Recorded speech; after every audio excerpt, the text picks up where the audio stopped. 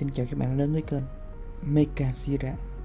Thì hôm nay chúng ta sẽ cùng nhau đánh giá về mẫu mô hình SH Monsters Godzilla 1954 phiên bản Movie Graphics Plus, là mẫu mới nhất của dòng Godzilla 1954. Chúng ta cùng xem nó có những gì nào.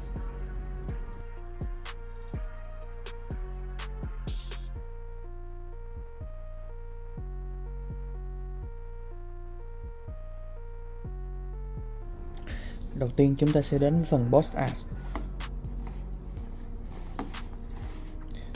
Đây là mặt ngoài của mẫu hộp,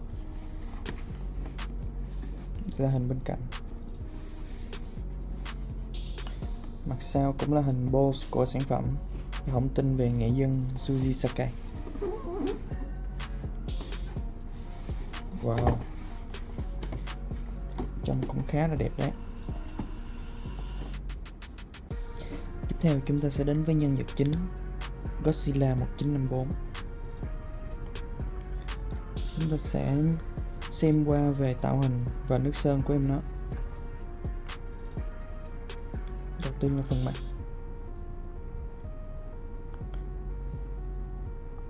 Như có một lớp lông mày màu xám ở đây.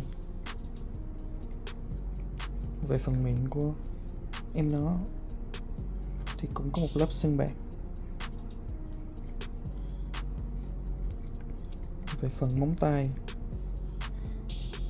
thì móng tay cũng màu đen, đồng màu với màu da chứ không như mẫu cũ. Móng chân cũng vậy.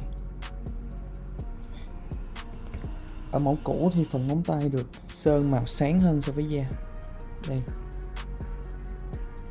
như mọi người có thể thấy. Và điểm đặc biệt nhất của em nó chính có lẽ là phần gai lưng. Đây, wow, phần gai lưng được sơn một lớp sơn ánh bạc rất là đẹp. Nhưng nó chỉ tới đây của đuôi thôi, chứ không kéo dài hết.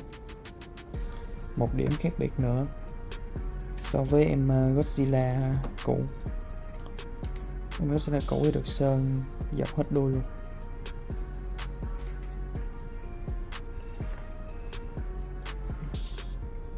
Khá là good. Lúc nãy thì mình quên nói về phần gai lưng của em nó là được làm từ nhựa trong suốt nên ánh sáng có thể xuyên qua được. Đây mình sẽ thể hiện cho các bạn. Wow, khi ánh đèn chiếu lên thì phần gai lưng sẽ phát sáng, khá là ngầu. Tiếp theo chúng ta sẽ đến với biên độ cử động của em nó. Thì cũng tương tự như các mẫu cũ thôi, vì được xài chung phần khung xương thì biên độ cử động của em nó cũng khá là tốt. Đầu tiên là về phần miệng. Miệng mở rộng được nhiêu đây. Đầu hơi ngước lên khá cao, gập xuống cũng khá tốt.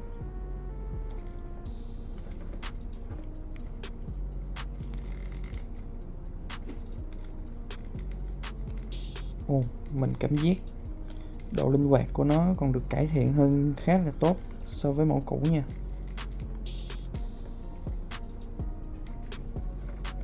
Về tai,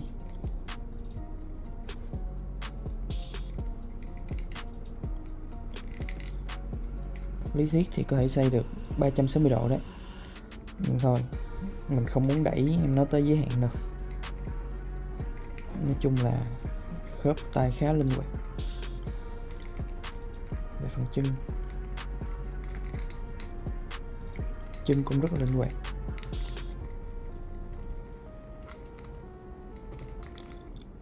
Các khớp di chuyển rất mượt mà không bị kẹt gì cả.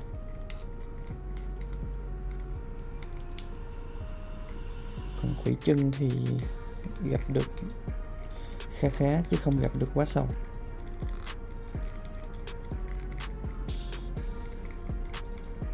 Như phần bàn chân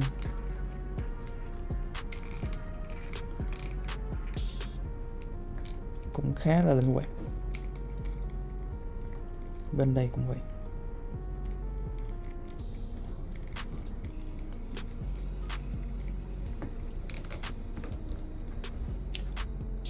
Tiếp theo là đến khớp đuôi. Đuôi của em nó thì chắc chắn, khi bô thì cũng không sợ bị sức. Và cũng rất linh hoạt.